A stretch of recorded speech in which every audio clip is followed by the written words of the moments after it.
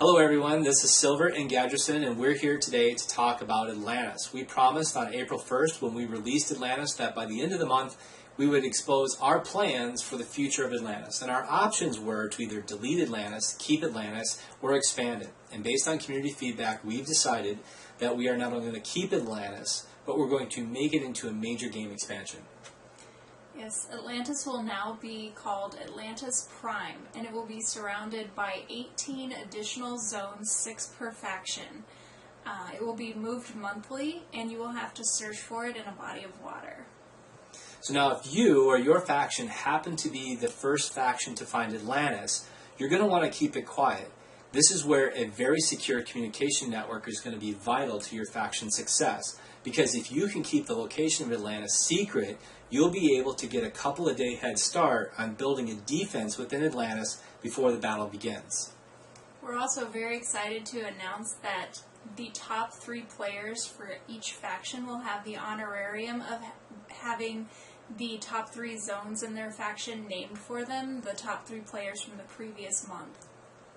So when we talk about deploying into Atlantis, there are some special rules that we're going to be implementing. First of all, within the district of the 6 zones for each faction, the top zone in that district is going to be reserved for elite players. We're creating a new player moniker called Elite Players for our top players within Conquer as a thank you for making Conquer a great game and supporting us financially. Now on the bottom row of these 6 zones, we're creating some special rules as well.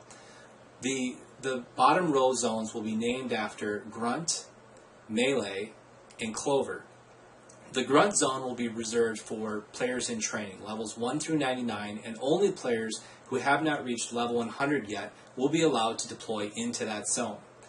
The Melee zone will be reserved for formations that do not require an ordnance, and the Clover zone will be our first attempt at trying to randomize battle outcomes. Many of our players have suggested that we implement some type of a randomization in the battle outcomes, similar to rolling a dice in a board game, and so we're going to implement some level of battle outcome randomization in the Clover zone. In addition to that, no zones will allow support or divert formations. We found from the previous implementation of Atlantis that deploying bots with 100% survivability created some unfortunate side effects to the zone. And finally, the bottom 3 zones will not allow deployments if the player deploying the troops has used a recharge or a refresh in the last 60 minutes. Those will be cube-free zones. There are some more Atlantis features mentioned in the blog post, and there are more coming that were not talked about yet. But speaking of new features, we have some non-Atlantis features that we would like your feedback on as well. Mentioned in the blog post, there's a link to the forums where we speak about those 15 features that we would like you to go and vote on. So in closing, as always, we want to thank our players for making Conquer a fantastic game. We're very excited about the features that we're adding for Atlantis and the fact that this has become such a large game expansion. We can't say when it will be done. It will be a minimum of 30 days before we're able to release Atlantis. It likely will be more than that, given the scope of the work we're taking on. But we're very excited, and we are very appreciative of our players' feedback about what to do with Atlantis and their experience within Atlantis.